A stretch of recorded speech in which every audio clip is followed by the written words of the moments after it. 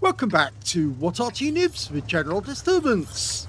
This is the Bourrasque, the Bat Châtillon Bourrasque, the Tier 8 French Premium Medium. It's located on the south spawn of Mines, and this one is under the command of cingular318 of the Arty clan, and you may know him as Chickens 1003. Game on! 2 marks of excellence already, working on his third. He will get there eventually. In fact, some of the games he's been playing, I think it's almost a certainty within the coming months. 105mm main gun, capable of doing 360 alpha. Gets his first hit. Misses on the second one because the guy's moving too quickly. Saddled. Yes. Gets around into him as well. He's picked up 732. With standard alpha, that would be 760, but because it's 360, 720, sorry. Yep, 720, because it's 360 alpha. Well, he's loaded again, and now he's got another target, Indian Panzer. Takes one shot, gets one in, pulls back to the rock.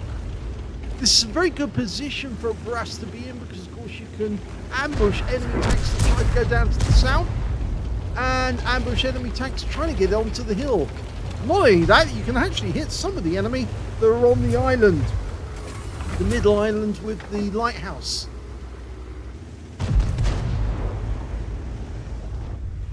Well, it's actually a tower now. It used to be a lighthouse, seems to recall, in the past. Now it's a Bat Chat, it's a 12-ton hull, which is actually a light tank. And the BR-105 turret, which is a tier 10 light tank or wheeled vehicle. But in actual fact, it never existed. It's a pity, really, because it actually sounds like it would have been a really phenomenal tank. Now, the enemy does have Arty. They have got a Lorraine 155-51 with a 155mm howitzer. So he has to be careful, because that guy could land one on him. And given that he doesn't have much in the way of armor, it will probably penetrate. The strongest armor on a Bourrasque is on the front of the hull, and it's actually 14mm thick. I think it was, yes, it was Jingles who was saying the other day, he mentioned that there's no point at all firing premium ammo at a Bourrasque, because he doesn't really have any armor that's worthy of premium shells.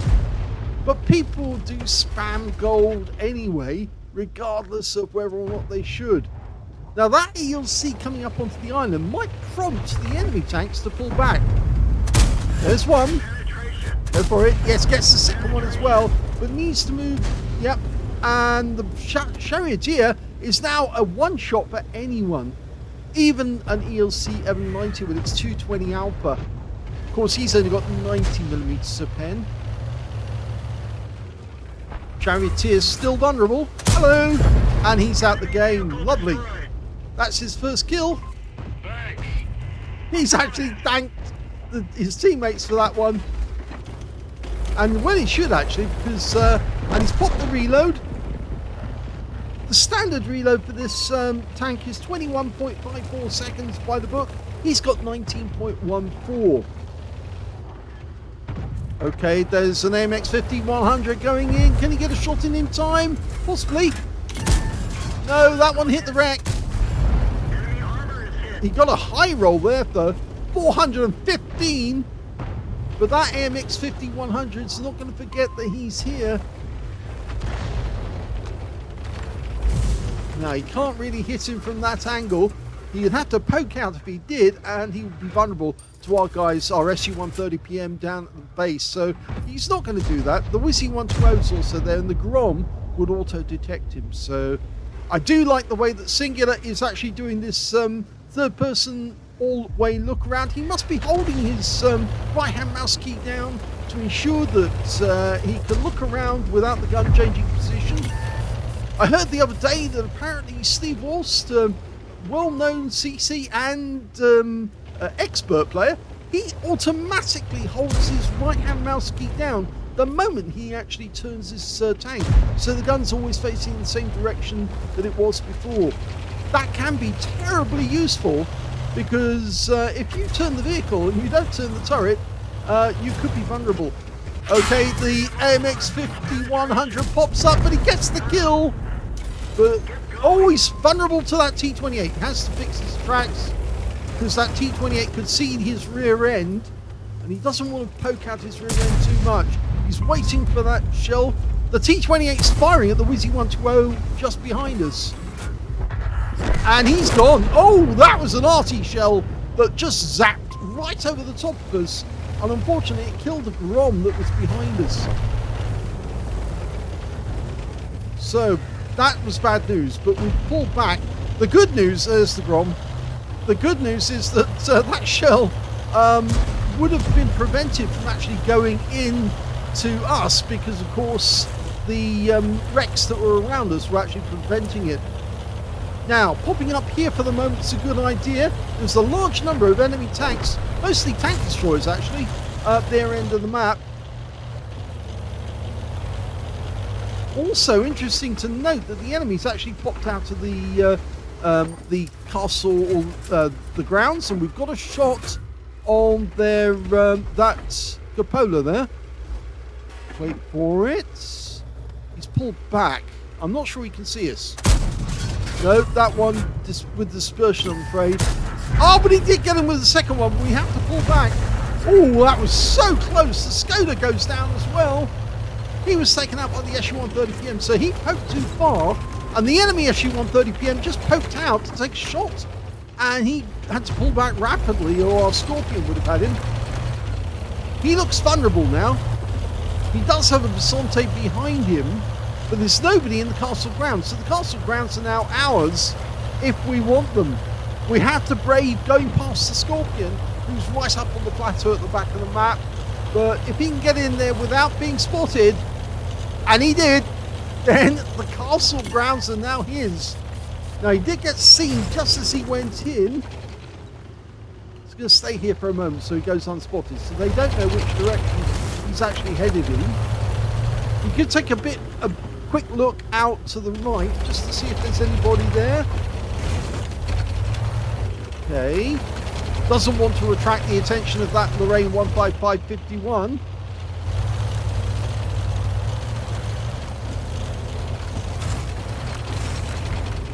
Okay, done that well as well. So, not spotted. Now, there's nobody below him. Oh, but there is this Kalana. Now, can he get the shots into the Kalana? Gun depression on this tank is only 6 degrees. So, it can be difficult trying to get a shot. But he can get that one in. Go for it. 2 shots. 1. Did get spotted? Yes. Had to. But he's hugging the tower.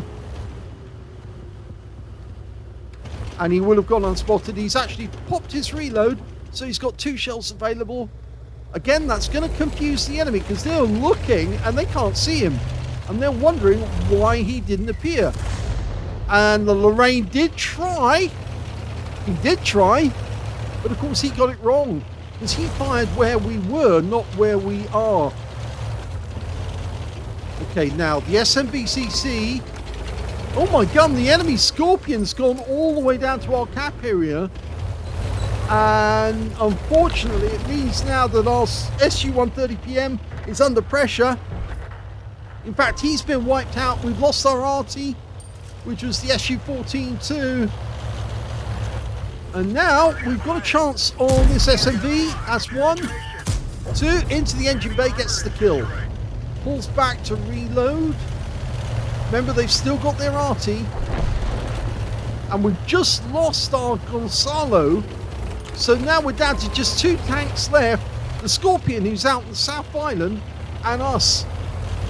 So this is going to be an arse, but Cingular is up for it. He's still got most of his hit points. He only took the 1 big hit from the AMX 5100, and that was 309 from a 100mm main gun.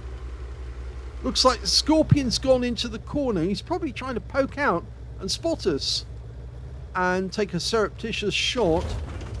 There's no point in us actually wasting any shells on blind hits at the moment. We need to get certain hits. If he does pop out, he's going to go straight to the cap area and try and use those bushes at the front. There's the enemy that we need to worry about, the Kalanu, and he's going to try and spot us. shots at the Scorpion, and he did spot us. And the Scorpion is now out of his little hole. Now the problem is we can't really go back to that spot for the moment. The Scorpion's come back in from the South Island. Gillan's just around the corner.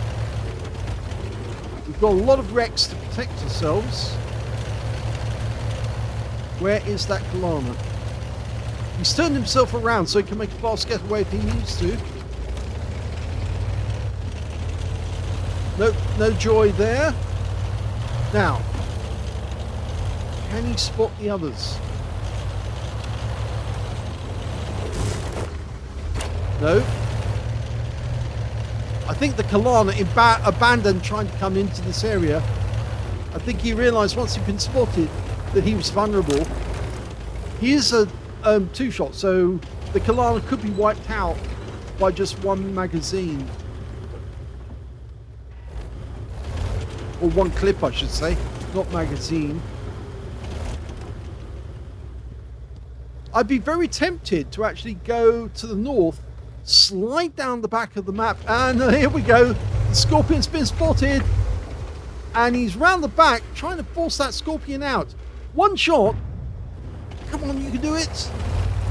Oh no, here comes the Kalana. Okay. Well, our Scorpion did survive. The enemy lost his. Go for it. Yes! Two-shot he was, but we did lose one big hit from the Kalana for 645 hit points. It's unfortunate there. We've just lost the Scorpion. The Bisonte went down there, but now the Bisonte's a one-shot, and we're loaded with two. Okay, we can take him out one round. That's one. Oh, it hit critical tracks. That's a kill. And that means now there's only two left. They're Arty and the SU-130PM. Arty fires, misses. He took a swing and unfortunately he didn't have it good information. But it does kind of indicate he is definitely up in the northwest corner of the map. Okay, down he goes. Ooh. Well, that's a lot of damage. And he's down to 7 hit points now. That shows that you've got to be careful when you go down slopes, just in case. So it's the SU-130PM on the island. It's a one-shot. You don't want to barge out because that's exactly what he would be looking for. Okay, he's going to surreptitiously look through the gaps. He's switching to the standard APCR, but of course SU-130PM doesn't have much in the way of armor, doesn't need any special penetration. In fact, if you had HE rounds, you'd use those in preference, because it would just explode on the outside of the SU-130PM. Wouldn't necessarily need to pen, but it would pen for sure, because of course the penetration on the HE rounds is 53 millimeters and 440 alpha, so it easily goes through an SU-130PM. It's only got about 15 millimeters at max. Okay, so he's going the long way round to try and find where the SU-130PM went to. Less than 2 minutes now. Now this is dangerous, cutting across, but no 6 cents gone off, so we know we're safe.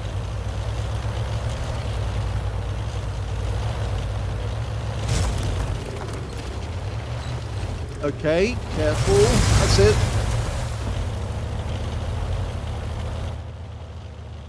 And you could do it. He's on 5 kills. The next kill will be a Top Gun.